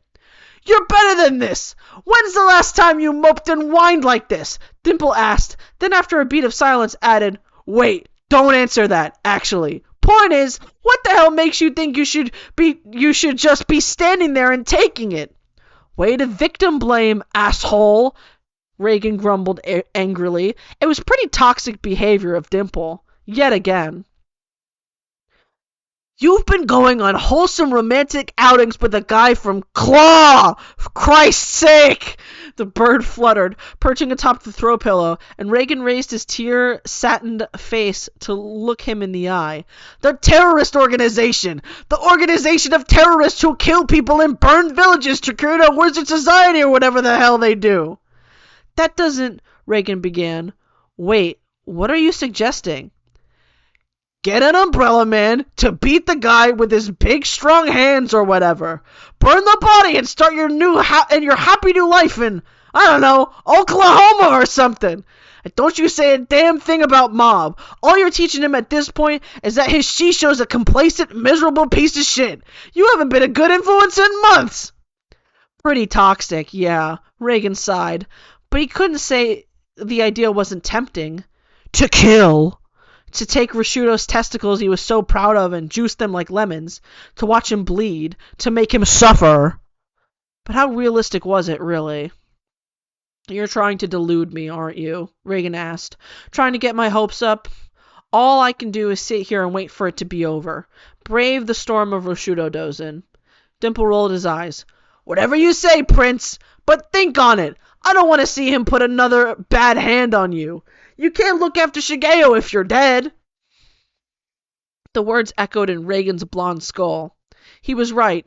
Even if he wanted to grit his teeth and bear it, the possibility of Daddy Dozin killing him wasn't out of the equation. At this rate, it wasn't even unlikely. "Fine," Reagan huffed. He didn't want to sully his innocent beloved Katsuya's hands with matters such as these. But if it was for Mob, then he'd do it. Reagan sauntered to the bedroom's closet, locating a tattered brown cloak. It was a little small on him, but Reagan managed to fit it on his thin frame. It had a name etched inside of it, Hoshida. Reagan didn't know who that was, or if they were even still alive, but he thanked whoever they were for lending him a disguise. "What are you doing now?" Dimple asked, flying over to Reagan. "Isn't it obvious? I'm going out to Suya's cottage. I'll need Claw's help to get rid of Dozin once and for all." Dimple smiled. Or, well, he tried to. It was a little difficult since he had a beak, being a bird and all. "Now we're talking! I knew you had it in you!" Reagan blushed before remembering that's not the kind of fanfic he was in. Maybe in a different story he could have romantic escapes with his little green guy, but for now, all that was on his mind was Katsuya. Reagan climbed out of the window and into the night, with Dimple trailing close behind. They could do it. They could change fate. Rashido Dozan wouldn't get away with this any longer. Okay. Quick stretch, quick stretch, quick stretch.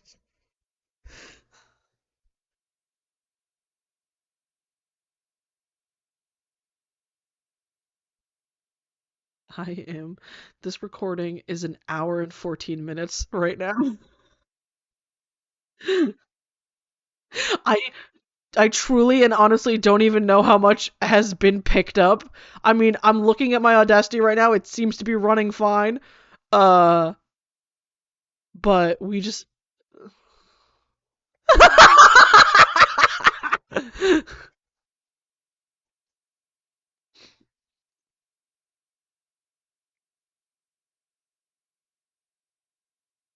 I can't even I haven't zoomed in so I can't see all the comments. I can't wait to go back on this later and see all the comments that everyone added.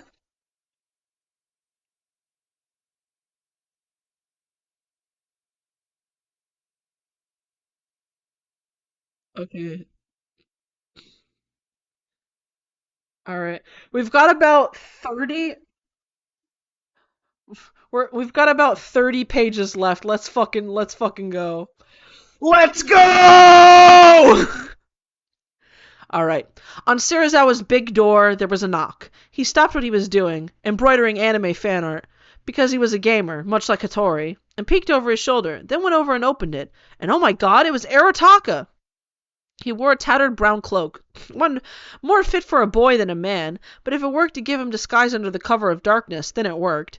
Katsuya could tell, looking at Reagan's attractive eyes, scored with dark circles from nights spent tossing and turning and also smoking, sclera reddened by tears and sadness, that he was at the end of his rope.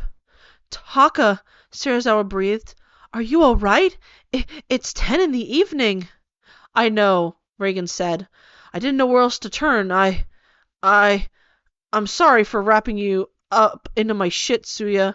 You're too good for a man like me, but I knew I could trust you with this. Reagan's hands, small and tough and manly, yet not at the same time, wrung nervously. Our wedding day, he said. Dozens and eyes. I want you to kill him. Katsuya blinked, scared. Kill him? Surely there's other ways. I'd hate for you to get into trouble, Reagan-san. Reagan-san.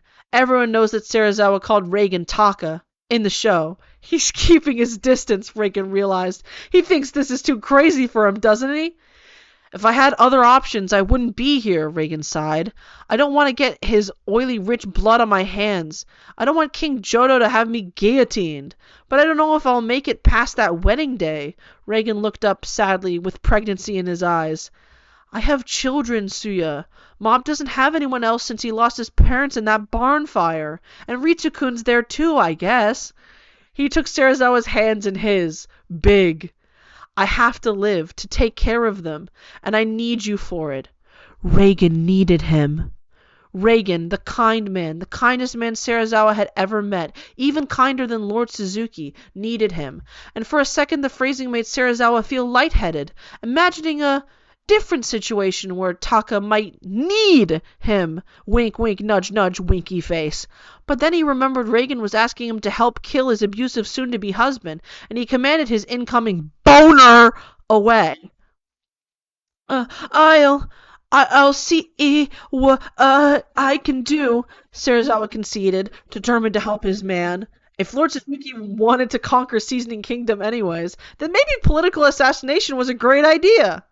Oh, Suya! Reagan twinkishly leapt for joy. Thank you, thank you, thank you! He practically fell into Katsuya's arms, being engulfed in his man-warmth. Katsuya blushed, feeling his incoming boner return from the depths from which it came. And he was worried Taka could feel it too, since even Serizawa knew his member was rather big and large and girthy and thick and long and strong and big and powerful. What was that? Huh, must have been the wind. Anyway, Serizawa's boner, despite being big and strong as the man himself, was of little note to Reagan, who quickly became more enthralled in describing Dozan's assassination plan in the starry-eyed, adorable way a neurodivergent teenager in 2016 would talk about Stavani. Maybe it wasn't Maybe it wasn't too far away a possibility. Maybe they could free Reagan from the clutches of that foul man together. Maybe he could feel blood somewhere, slick on their hands. Suya was innocent, but he was also, as time was telling, a bad boy, a potential murderer, a notch above terrorism and veering right into political assassination, all for his wifey, morose lover with a sexy man tournament-winning smile he would, well and truly, kill to get back. Serizawa was tall and broad and big, but as soft as he could be, intimidation came with that size too. Shadows, bulging muscles, hair, rugged scars, other big and masculine things, as big and masculine as he was. The plan was made, the decision was hatched like a horrible dimple-like bird. On the wedding day, a convenient October 10th, Roshudo Dozin would die. H. Serizawa would protect the man he had grown to hold as dear as Lord Suzuki in a somehow even more codependent way, but this time with love. And he needed the 5 holy knights or whatever he called them's help, he thought, taking out a massive quill, addressing to only one in Claw who was wild, crazy enough to do drugs, to, by extension, get blood of a rich scoundrel on his hands, the perfect third party of their planned, blood-soaked yaoi wedding night. Right out of a piece of Outlast fan art. Reagan's lips were beautiful and his cheeks were red. Serizawa's hands were big. It was going to be beautiful.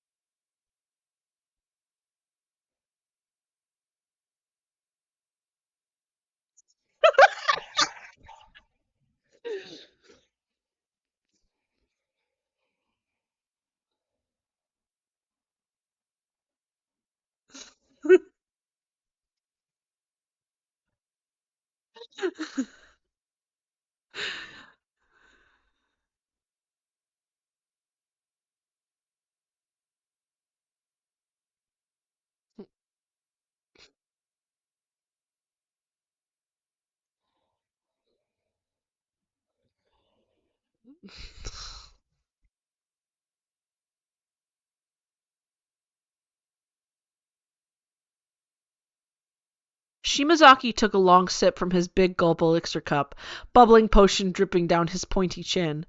Beside him, naked in bed, was a timid little elf girl, her elf bosom barely covered by Shimazaki's lavish quilt.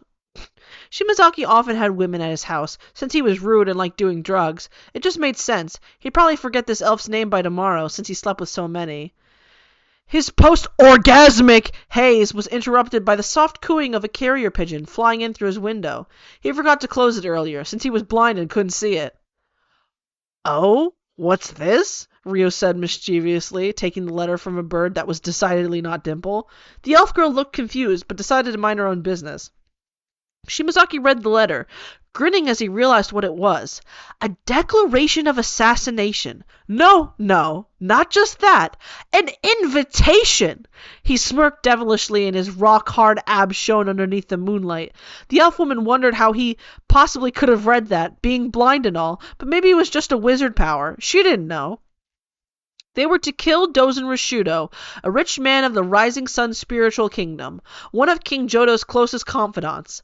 Shimazaki smirked devilishly, again, because he loved to kill, and chortled at the thought of Serizawa being pushed to his brink. Sweet, innocent Katsuya Serizawa, truly the nicest terrorist to walk the earth, and he'd been backed into a corner of murder. Well, Shimazaki was nothing if not nice, in his own rugged bad boy evil elf hooker-banging drug-doing way. He'd been mean to Serizawa before, but he was co-workers with the man, and if nothing else, found him very fun to fluster, fun to corrupt, to lead down a path as evil as this one. Without asking the elf woman's name, he smoked 4 cigarettes and downed a teleportation elixir, separate from his big gulp elixir cup. Rushido had been cruel to Katsuya's partner, and as his co-worker, his partner in terrorism, his ambiguous friend, Shimazaki couldn't stand for such a thing. There was a true flat-chested hussy on the menu. He teleported into Claw's dungeon, gazing upon the weapons hung on the wall, to be used against those who threatened the regime. There were spears, daggers, iron maidens, rifles. Shimazaki smirked, his dark-closed eyes glinting the color of blood and poison. Many children were into wizardry, some in Claw themselves. Lord Suzuki's heir, a friend of Reagan's boys, came to mind. But true sorcery was for the gruff, grizzled, killing mature killer men. There was a dark underbelly to Seasoning Kingdom. Shimazaki looked around until something caught the hollow socket where his eye used to be. It was a weapon vaguely resembling a rifle, but a smaller, more compact. A handgun, Hattori had called it. It was a new invention the man had invented using his sharp gamer's intellect, though it was only to be used for the most high-stakes missions. But, as Shimazaki felt the cold metal against his large, but not broad, hand, he smiled. Surely the assassination of a high-status political leader was worthy of such a weapon, right? Well, being insane and evil and on drugs, Shimazaki didn't actually care, so long as the boss wouldn't get mad at him. He smirked, and then laughed some more. Some might go as far to say he resembled the Joker. October 10th was going to be fun. Rushido paced anxiously around his mansion, angrily fuming, his face red with rage and anger. Where the fuck was that blonde freeloading cuntbag bimbo? They had a wedding rehearsal in just a few hours, and he hadn't seen him once. Who the fuck did he think he was? Rushido felt his balls furiously clench. The wedding was in a few days, and Arataka wasn't taking it seriously at all. If not for the fact his bride had to be slightly less bruised than normal for the wedding, Reagan would have beaten him till he was... Rushido would have beaten him till he was a black and blue pile of mushy gore. He hated his wife. He was a man who was angry, and he hated his wife. His wife, who he would be married to! The day was soon. A day Rushido felt was, in some faraway world, perhaps 8 centuries from now, significant. And he got the impression Arataka didn't even care, when both their images were on the line, when it was his mother who had arranged this arranged marriage arrangement. If nothing else, Rushido, in his dashing jade suit, even a hat for the occasion, surely looked his money's worth. His beautiful hair and beautiful chin complemented it beautifully. This event would be one of the biggest in the history of both of their kingdoms. How, in God's green earth, could Arataka not care? Ah! And there, now, that promiscuous strumpet trollop harlot of ill repute was... You're out fucking the bakery man, aren't you? Rushido snarled and howled, pointing an angry finger at Arataka. His bride only looked at him, not even dressed for the occasion of a wedding rehearsal. He crossed his arms, disimpressed. Allonormative, don't you think? He retorted cockily, in the 13th century. And no, Katsuya's a friend. He's more patient with me than you are. Katsuya, Rushido growled, and Reagan cringed at the sound of his honey milk muffin monkey's name coming out of this bastard's mouth. Is a beta male. You think he can offer you any of what I can? You think he has riches, greats, power? He's a fat, hairy, disgusting monster is what he is. Reagan glared. You don't understand love, Dozin. How can you be days away from marrying someone and yet not understand love? Reagan Arataka said. I don't need love, woman! Reagan winced at his horrible words, but he stayed strong. He wouldn't let Daddy Douchebag control him. Not anymore. He'll be dead soon, Arataka. Just stay strong. He took a deep breath. Katsuya would want me to stay strong. Hop off my back and I'll get ready for the stupid dinner, Reagan hissed, not looking forward to putting on another dress. Rushido glared at him, but conceded, deciding his image was more important than Reagan being an annoying bitch. Fine, but you're going to have to behave yourself at this dinner, or I swear to God, redacted! No one will find your flat-chested 4 out of 10 body. Is that clear? Dozin threatened. Reagan looked at him plainly, not giving the frightened, timid reaction Rushido had been hoping for. Crystal! And with that, he walked away to the bedroom, needing to put on his dress and some makeup. He tried not to dwell on it, though. He just needed to get a feel for the layout of the church. If he could do that, then the assassination plan would go smoothly. He was so close to freedom, so close to a life with Katsuya and Mob and the other kids whose names were escaping him. Arataka had no say in the wedding dress that was picked out, naturally. It was all his mother's doing, as were most terrible things in his sad, smoke-filled life. The rehearsal was jam-packed, 80 to be precise. There were people Reagan knew at the dinner, his family, Shinar, King Jodo, and many others because they were rich and important. Even Katsuya was there, in a beautiful suit that hugged his big and beautiful and broad body. He hadn't been asked, but he was sweet enough to never miss a day of his lover's life. He gave Roshudo some looks that were not as soft as he was over the table, but everyone behaved. Of course, it was hollow, all as chintzy rich things were. Even the big slab of ham Reagan enjoyed so thoroughly before tasted like grit now. "I'm so happy for you," Reagan's sister said, smiling. Her husband focused on a bowl as bland as him. "It's your big day soon, Arataka. Mother will be very proud." Arataka only nodded, kept on that con man smile that fooled even those closest to him, trained as he was at hiding the torture he went through every day, from the days of Papa's woodshed to now. "My bride is beautiful," Dozen agreed with an evil smile, perhaps even a tongue like a viper. Living a lie was what Arataka Reagan did best. The dinner went as well as it could have, with Dozen Roshudo, the rich nobleman, and Arataka Reagan, his rich noblewoman. Little did he know it wouldn't last. He wouldn't even make it through the ceremony. They'd make Dozen Roshudo's grave one of those empty elixir bottles Hattori kept in his coven. "See how nice it is," Roshudo spoke as the sun went down over the beautiful balcony over Seasoning Kingdom's bustling city, stars glittering and the sky dark. "When you behave for me, princess." Yes, it was nice in a way to have his family seem genuinely excited in him, to have a nice dinner with people who respected him, to have a big event to look forward to, but Roshudo's hand in his wasn't why Reagan was smiling. Doomsday... Fuck. Don't do that. Did that fuck up my Audacity? No, it didn't. Okay, we're still good. We're still so good, boys. Doomsday was quickly approaching. As Reagan was forced to attend dinners and arrange his bridesmaid and Shimazaki practice his shooting, Serizawa Katsuya felt conflicted. He was more than happy to help his darling Taka out of a bad situation. That wasn't the problem. It was that, well, Serizawa was worried he had fallen in love. Every day, all he thought about was Arataka's big, sparkly eyes, and his pretty fingers, and his small waist, and his big ass that threatened to burst open his pants at the seams. A man as innocent and full of childlike whimsy as him wasn't supposed to be horny, but he couldn't help himself around Twitter's hottest anime MILF. He laid awake in his cottage bed, contemplating Reagan's big, round, oily butt and the ethics of murder, before being interrupted by a familiar voice. "Hey, Sari!" It was Sho. What was he doing here? "Sho, what are you doing here?" Katsuya asked.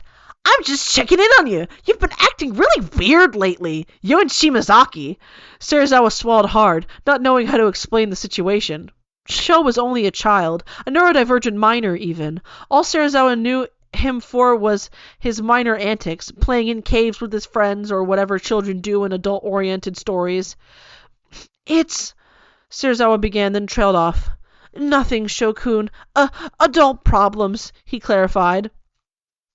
"Hey, I've been forced to grow up pretty fast due to the childhood trauma of being raised by an evil wizard organization," Sho said. "So I can totally be your buddy you talk to about this stuff, and it's not weird. Not like you have any other friends, right?" He laughed. It was true. Serizawa sighed.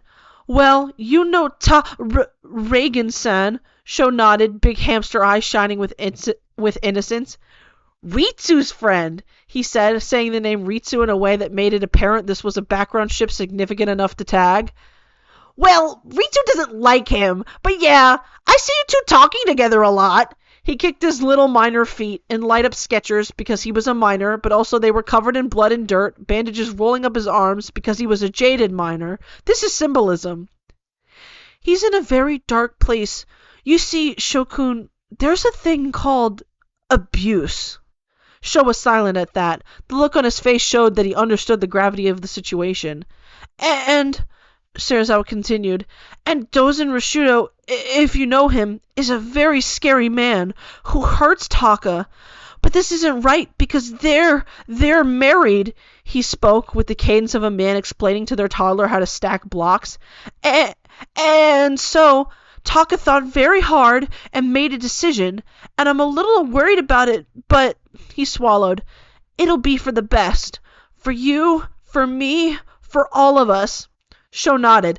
So you're gonna kill him? Serizawa was shocked at the child's frankness, but nodded. He wasn't proud of his actions, but he knew he couldn't be ashamed of them either. Yes.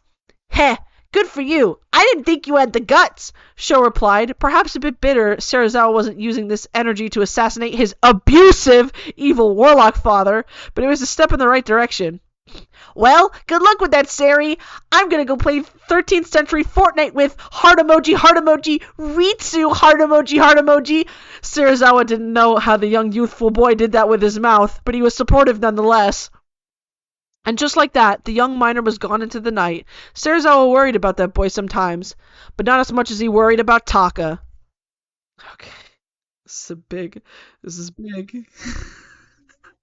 Oh, this is...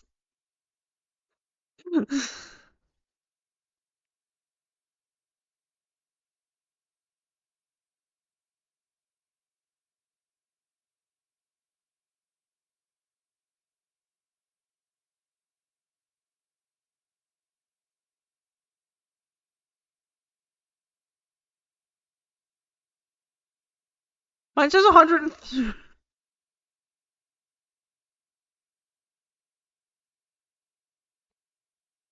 Hold on. Mine says...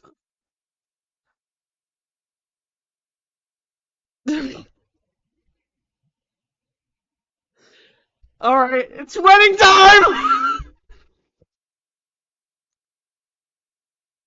Today was the day. Reagan could hardly sleep, tossing and turning in a way that made Rashudo threaten to beat him or something. And that was fine. Dozen could make as many threats as he wanted. Nothing would save him from his inevitable fate. Reagan Arataka hadn't felt this happy in a long time. The wedding was to be held early in the morning at the Royal Church Cathedral, and nearly all of the kingdom would be there. It's not every day a princess gets married, after all. Reagan had been forced to grow his hair out, but it was still slightly too short for his mother's liking, but she tried her best to decorate it with various flowers and other accessories. It was too womanly for his tastes, but the flowers were a nice touch, as he looked at them and remembered the forest his beloved Katsuya lived in. If all was right, they would braid flowers in each other's hair, far from royalty, far from Seasoning Kingdom, and also with the kids, I guess, by the time this was all over. This wedding was only a preliminary to the real show with the new love of Arataka Reagan's life. Red was the color of his deeply feminine lipstick, and also love, and also roses, and also the blood of Rushudo Dozen. At the wedding, the man behind the pew, the royal priest, hey, wasn't that his sister's wife? Hey, wasn't that dimple on his shoulder? When the fuck did that happen? Had Akiko really married a man of God without telling him? It was enough to make Rage hesitate, if only for a moment, unsure if he wanted to subject his sister, her priest husband, the civilians, Mob and Ritsu, who were the flower boys, there are no other children in Seasoning Kingdom, to what was to be such a horrible sight. But he caught the eyes of his groom, the dark, transphobic eyes of Rushudo Dozen, and he clenched his fist at his side and steeled himself. It would all be over at the cry of whatever bird Dimple was. A moment of pain, of blood and death and agony and pain, in exchange for a happy, eternal life with his Suya. Yeah, he could tolerate a round of dead naming and the smell of gore on his skin for that. He could tolerate anything for that. And there in the audience Katsuya was, with his famous umbrella. Reagan smirked. Bad luck to open that indoors. But, smelling Shimazaki outside the window, it wasn't going to be bad luck for him. Outside, Shimazaki and the other knights hid, waiting for the perfect moment to strike. Lord Suzuki knew of their plan, and even though he refused to be involved with it himself, he gave it his unofficial blessing. So long as no one figured out it was his men, and also Minageshi behind the attack, then the assassination would serve as the perfect opening to siege the kingdom. Reagan walked down the aisle. The long and beautiful train of his dress trailed behind him. Audience members sat in awe at the princess, not knowing they were all about to witness history. The priest spoke in a way that didn't sound like his sister's husband-wife guy at all. Was Dimple controlling him? Was that a dimple power? Reagan didn't know, but it hardly mattered. We are gathered here today to celebrate the union of redacted Reagan and Dozen Rashudo. The dimpled priest spoke with overwhelming authority. Reagan was a little weirded out by the fact his pet bird was used to giving church sermons, but again, it didn't matter. The two gave their vows. Reagan's were short, polite, but to the point. Not anything suspicious for an arranged marriage. Rashudo spent most of his vows talking about himself, in typical Rashudo fashion. Reagan sighed. Katsuya wouldn't do this to me, he thought, blushing at the idea of him and Katsuya getting married. Focus, Arataka! No time for that! Shimazaki held his gun tightly outside. The dimpled priest asked if anyone was to object to the two of them being wed. Audibly, no one was. Even Serizawa was able to keep his typical stare ahead, likely more focused on his lover's juicy behind over Rashudo. Yeah, me too, big guy. Rashudo leaned in and... there hadn't even been a gunshot. No, a wizard as powerful as Shimazaki could simply teleport the bullet from the rifle directly into Rashudo's skull. Easily it burst, like a strawberry on the floor, and there Reagan was coated in the only man juices of Rashudo he ever wanted to be coated in. His head had been blown clean away, his body now red, staining his expensive and rich suit, and the crowd didn't seem to know what to say. At least, not until the priest smirked with his horse teeth, raised a single eyebrow, and said, "Nice!" Immediately, Reagan burst into tears, but they were happy tears as he bounded down the aisle, into the pews, towards the man he'd wanted all along. Muffled under the shouts some gave of, "Oh my God, a body!" and the cries of, "Dozen?" and the bafflement of a man by the window, "The guy who fucked all the elves?" and the world's most confused flower boy, "Shisho?" Only Mob. Ritsu wasn't confused because he was the darker, drearier of the two. Perhaps he was only sad it hadn't been Reagan's head to explode. That lovable scamp. He'd definitely take pictures to send show via carrier pigeon. "Suya!" Reagan cried twinkishly, the blood on his body like a Tumblr Guro image. "Suya!" As much as he wanted to turn around to flip off Rashudo's body in a moment of sheer feminine empowerment, he couldn't. They had to get out of there. Just as quickly as Rashudo was murdered, Reagan and the gang bolted out of the church, like a group of frightened horses or perhaps gazelles. Dimple had left the priest's body, leaving him to collapse on the floor with no memory of what happened. Akiko was confused, but not that confused, for as normal and unremarkable as her husband was, weird shit happened to him often. This was a semi-average day for the two of them. Mob, the sweet, kind, soft, and tender young boy that he was, had been confused, horrified even, at the sight that befell him, but there was no time to explain. All of them made it deep into the forest, the people of the kingdom being too fucking confused to stop them.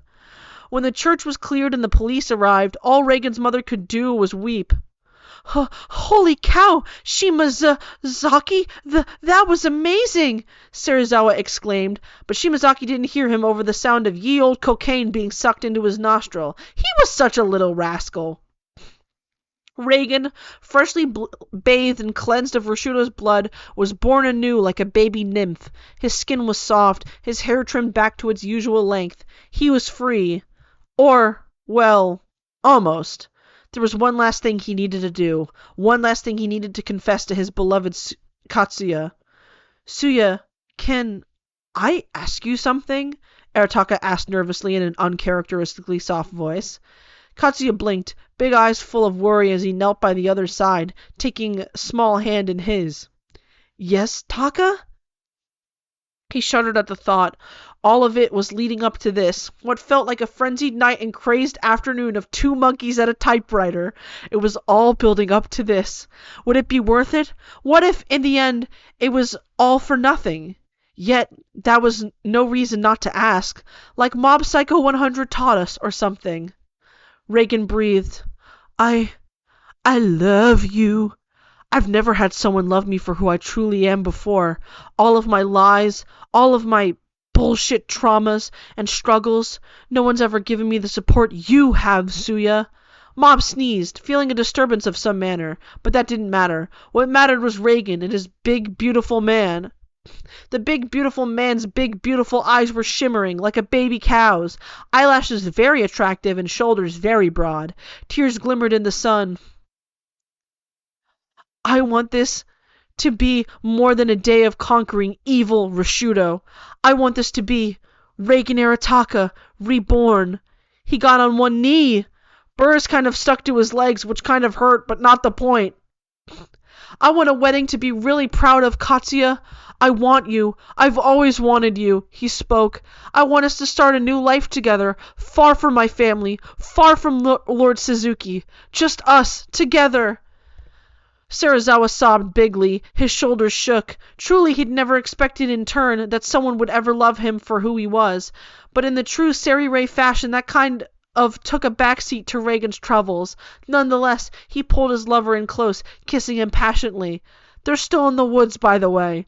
There, together forever they would be, for the rest of time, a small, quaint, yet happy cottagecore life, filled with wholesome adventures and quests. Side quests, even. Reagan gave birth in a horse-drawn carriage only a few years later to one beautiful Johnson Serizawa Reagan.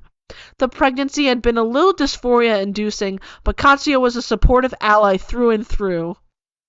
Katsuya visited Lord Suzuki in prison sometimes. He had eventually been arrested for as many crimes against humanity and was sentenced to death.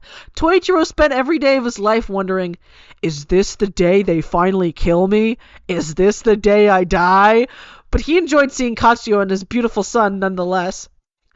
Reagan Arataka never thought a life like this was possible for someone like him, but he achieved it. Bland yaoi marriage is always within your reach, even if you have to work for it. It's always possible.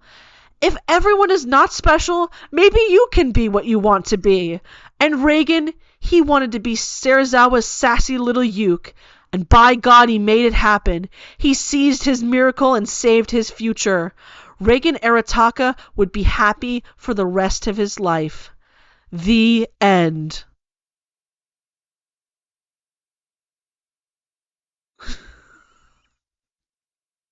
Okay.